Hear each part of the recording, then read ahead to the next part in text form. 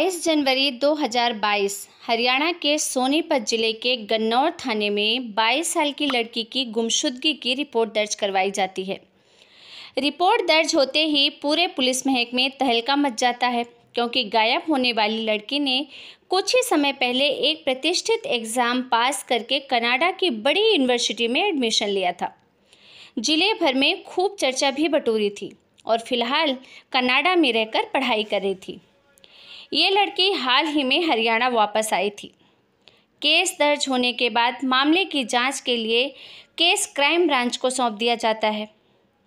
Case जहां तक चलती रहती है, लेकिन पुलिस के हाथ खाली ही रहते हैं। मगर 9 महीने के बाद एक ऐसी सच्चाई से पर्दा उठता है जिसे सुनकर हर कोई हैरान रह जाता है। इस लड़की को प्यार हुआ था। जी हाँ, प्यार हुआ था और फिर उसको सामने से धोखा मिला और इस धोखे की वजह से उसे बहुत बड़ी कीमत चुकानी पड़ी। किसी ने कल्पना भी नहीं की थी कि ऐसा भी हो सकता है। पूरी कहानी सुनकर आप भी चौंक जाएंगे और शायद आप भी प्यार करने से पहले 100 बार सोचेंगे। इस घटना को अंजाम देने की वजह क्या थी और क्या थी इस घटना की पूरी कहानी और उस लड़की के साथ ऐसा क्या हुआ था, सब कुछ जानेंगे इस वीडियो में। उसके लिए आप वीडियो के अंत तक बने रहें और अगर आपने अभी तक हमारे चैनल को सब्सक्राइब नहीं किया है तो प्लीज़ सब्सक्राइब करें। दोस्तों, बात कर रहे हैं हरियाणा के मशहूर मोनिका की। 22 साल की मोनिका हरियाणा के रोहतक जिले के बुलंद गांव की रहने वाली थी।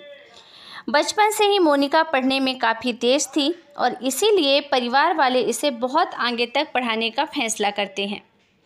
मोनिका भी उनकी उम्मीद पर खरी उतरती है और लगातार पढ़ाई में अच्छे मार्क्स लाती रहती है। एक समय बाद मोनिका कनाडा की एक यूनिवर्सिटी में पढ़ाई करने का फैसला करती है और परिवार वाले भी मोनिका के इस फैसले में उसका साथ देते हैं।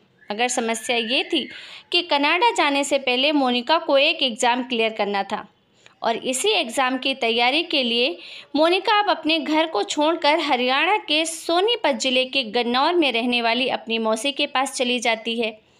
और मौसी के पास आने का कारण यही था कि यहाँ रहकर मोनिका अच्छे से पढ़ाई कर सकेगी। यहाँ रहते हुए मोनिका अच्छे से पढ़ाई भी करती है और इसी पढ़ाई के दौरान ही एक दिन उसकी नज़र पड़ोस में रहने वाले एक लड़के से मिलती है। 1-2 दिन होते होते आए दिन उसके लड़के और मोनिका की आंखें दो चार होने लगती हैं और देखते ही देखते दोनों एक दूसरे को दिल ही दिल में पसंद करने लगते हैं और मोनिका भी उसे पसंद करने लगती है। उस लड़के का नाम था सुनील उर्फ चिल्ला। बहुत ही जल्द मोनिका सुनील के प्यार में पड़ जाती है और दोनों एक दूसरे को दिलो जान से चाहने लगते हैं। इसी बीच मोनिका का एग्ज़ाम आ जाता है और वो IELTS एग्ज़ाम पास करते हुए कनाडा जाने के लिए एलिजिबल हो जाती है। मोनिका की इस कामयाबी पर घर वाले बहुत खुश होते हैं और इसकी चर्चा हर ज़िले में होती है। सभी कागजी कार्यवाही पूरी करने के बाद फाइनली पढ़ाई करने के लिए मोनिका 5 जनवरी 2022 को कनाडा चली जाती है। कनाडा जाकर मोनिका बिजनेस मैनेजमेंट का कोर्स करने लगती है। अभी मोनिका को गए कुछ ही दिन हुए थे कि सुनील फ़ोन पर मोनिका को शादी के लिए वापस आने के लिए प्रेशर देना शुरू कर देता है और सुनील की इसी जिद की वजह से मोनिका जल्द ही इंडिया वापस आ जाती है। कमाल की बात ये थी कि अभी मोनिका को गए सिर्फ 17 दिन ही हुए थे और 17 दिनों बाद दोनों यानी कि 22 जनवरी 2022 को मोनिका बिना अपने परिवार वालों को बताए कनाडा से वापस आ जाती है और यहाँ आने के बाद वो अपने लवर सुनील से मिलती है। दोनों चुपचाप दुनिया की नज़रों से बचकर साथ रहने लगते हैं और फिर 29 जनवरी 2022 को मोनिका गाजियाबाद के आर्य समाज मंदिर में सुनील के साथ गुपचुप तरीके से शादी कर लेती है। शादी के अगले ही दिन यानी कि 30 जनवरी 2022 को मोनिका अब बिना किसी को बताए वापस कनाडा चली जाती है और अपनी पढ़ाई में लग जाती है। अब अगले कुछ महीनों तक मोनिका कनाडा में ही रहती है, मगर उसके व्यवहार में काफ़ी बदलाव आने लगता है। जब भी उसके परिवार से उसे कोई फ़ोन करता तो मोनिका अक्सर कॉल काट देती थी या फिर कॉल को टाल देती थी।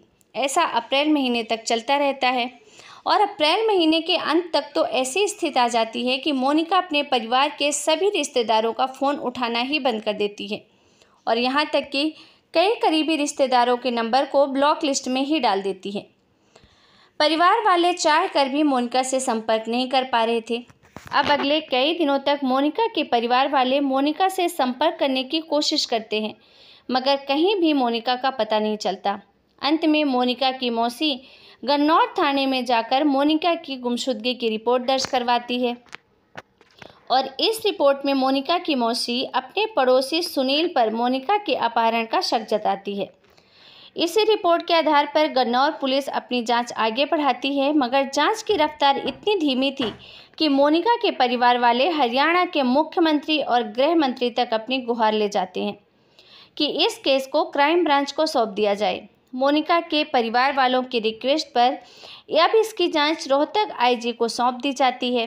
रोहतक आईजी इस केस की जांच भवानी सीआर टीम को सौंप देते हैं। अब पुलिस सबसे पहले इस केस के प्राइम एग्जीक्यूट सुनील की तलाश में लगती है। काफ़ी कोशिशों के बाद सुनील का कहीं अता पता नहीं चलता, मगर पुलिस वाले हिम्मत नहीं हारती और अपनी मेहनत जारी रखते हैं और इसी क्रम में कहीं से भी पुलिस को पता चलता है कि सुनील उत्तर प्रदेश में रह रहा है और इसी गुप्त सूचना के आधार पर पुलिस छापेमारी करके उत्तर प्रदेश से 2 अप्रैल 2023 को सुनील को गिरफ्तार कर लेती है। गिरफ्तारी के बाद सुनील को स्थानीय अदालत में पेश किया जाता है, जहां से 8 दिनों के पुलिस रिमांड में उसे भेजा जाता है। उसके बाद सुनील से पूछताछ का सिलसिला शुरू होता है। पहले शुरू में तो हर कैदी की तरह सुनील भी सारे आरोपों को निराधार बताता है और खुद को बेगुनाह बताते हुए कि मोनिका के परिवार वालों पर ही इल्ज़ाम लगाता है कि उसके परिवार वाले उसे फंसाने की कोशिश कर रहे हैं। लेकिन पुलिस सुनील की बातों में ना आकर जब उससे कड़ाई से पूछताछ शुरू करती है तो उसकी सारी चालाकी फेल हो जाती है और फिर खुलासा होता है एक हैरान कर देने वाली सच्चाई का। सुनील कहता है कि मोनिका से उसकी पहली मुलाकात तब हुई थी जब मोनिका अपनी मौसी के यहाँ पढ़ने आई थी। सुनील मोनिका की मौसी के यहाँ से दूध लेने आया करता था और यहीं मोनिका की मौसी मोनिका की मुलाकात सुनील से करवाती है और दोनों एक दूसरे को भाई बहन मानते हैं। यहाँ तक कि रक्षाबंधन के मौके पर मोनिका सुनील को राखी भी बांधती है, मगर दोनों राखी की कसम को लंबे समय तक निभा नहीं पाते और इस पवित्र रिश्ते को दागदार करते हुए एक दूसरे से प्रेम करने लगते हैं और चुपचाप शादी तक करने का फैसला कर लेते हैं। सुनील पुलिस पूछताछ में खुलासा करता है कि मोनिका से शादी करने के 4 महीने बाद यानी अप्रैल महीने में एक बार फिर से उसे ज़बरदस्ती कनाडा से बुलाता है और साथ रहने लगता है। इस बात की जानकारी मोनिका अपने परिवार वालों को नहीं देती है और यही वजह थी कि मोनिका ने अपने परिवार वालों से फ़ोन पे बात करना बंद कर दिया था और कई करीबी रिश्तेदारों के नंबर भी ब्लॉक कर दिए थे। सुनील के खुलासे के मुताबिक सुनील और मोनिका दुनिया की नज़रों से बचकर अगले कई महीनों तक साथ रहते हैं और समय समय पर ठिकाना भी बदलते रहते हैं। शुरू में तो इन दोनों में बहुत ज़्यादा प्यार रहता है, मगर समय के साथ रिश्तों में कड़वाहट शुरू हो जाती है और ये कड़वाहट इतनी ज़्यादा बढ़ जाती है कि अब हर पल इन दोनों में झगड़ा होने लगता है और इन्हीं झगड़ों के बीच किसी तरह दोनों साथ रह रहे थे। मगर 29 जून 2022 को जब सुनील मोनिका को लेकर अपनी गाड़ी से झंझना स्थित फार्म हाउस की तरफ जा रहा था, तभी कार में ही इन दोनों की इतनी ज़्यादा अनबन हो जाती है कि सुनील कार में रखा अपना पिस्टल निकालता है और एक सुनसान जगह पर कार खड़ी करने के बाद 2 गोलियां मोनिका की खोपड़ी में मार देता है। सुनील के बयान के अनुसार गोली लगने के बाद वो लाश को अपनी कार की डिग्गी में डालता है और उसे अच्छे से पैक कर देता है। अब सुनील को समझ नहीं आ रहा था कि इस लाश को कहाँ ठिकाने लगाए, इसीलिए वो अगला कदम उठाने से पहले लाश को इसी तरह कार में छुपाकर अपने फार्म हाउस जाता है और कार को पार्किंग में खड़ी करने के बाद उसे अच्छे से कवर कर देता है। लाश को ठिकाने लगने की प्लानिंग पे काम करता है और इसी दौरान उसे ख्याल आता है कि क्यों न लाश को इसी फार्म हाउस में दफना दिया जाए।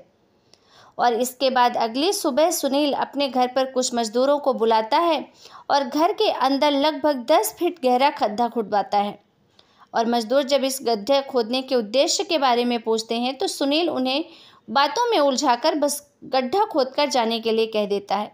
मजदूर वैसा ही करते हैं और मजदूरों के चले जाने के बाद सुनील बड़ी सावधानी से कार से शव को उतारता है और उसी गड्ढे में दफना देता है।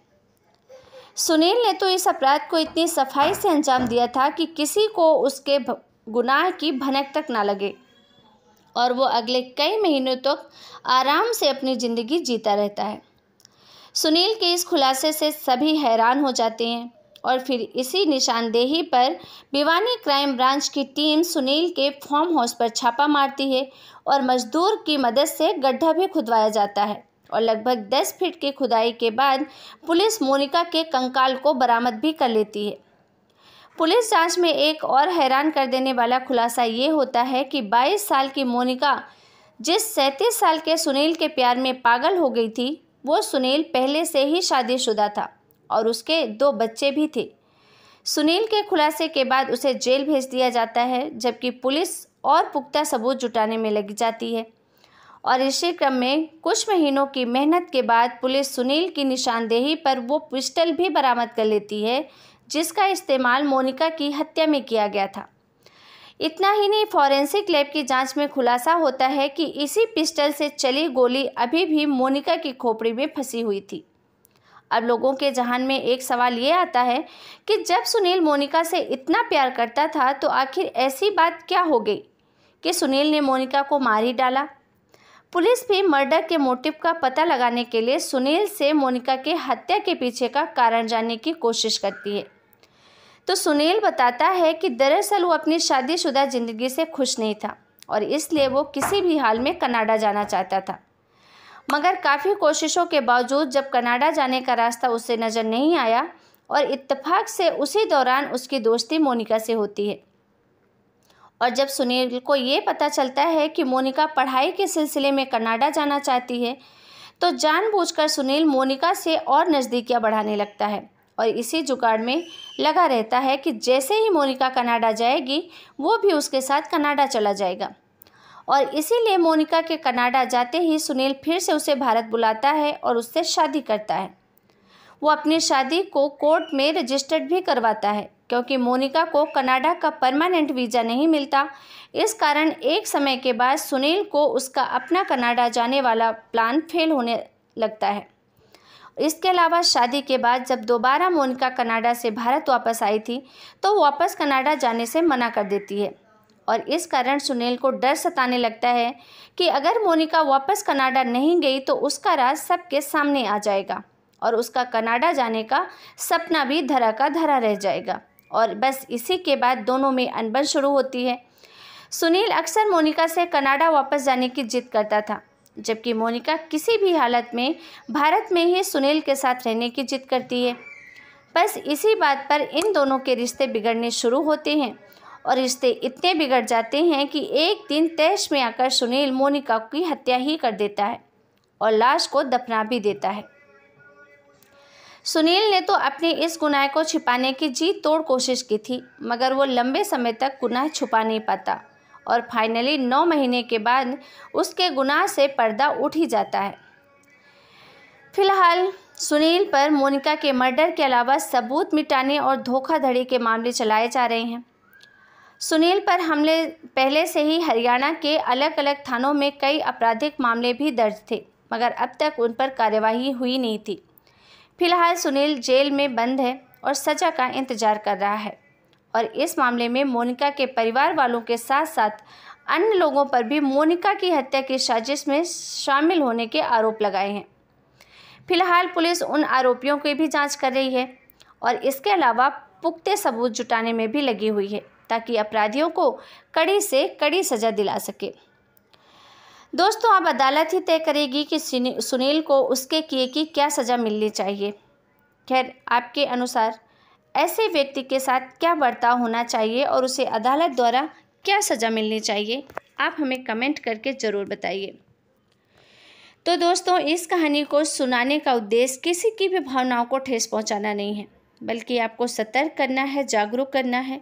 और साथ ही साथ अगर आपकी बहन बेटियां हैं इस उम्र में तो आप उनको ये कहानी ज़रूर सुना सकते हैं। किसी भी इंसान पर भरोसा करने से पहले उसे 1-2 बार नहीं बल्कि 100 बार सोचिए। और सबसे बड़ी बात कि आपके माँ बाप, आपके परिवार से ज़्यादा आपका भला कोई भी नहीं सोच सकता है। तो सतर्क रहें, सावधान रहें। फिर मिलेंगे एक नए सच्चे क्राइम घटना के साथ। तब तक के लिए आप सभी को धन्यवाद। जय हिंद, जय भारत।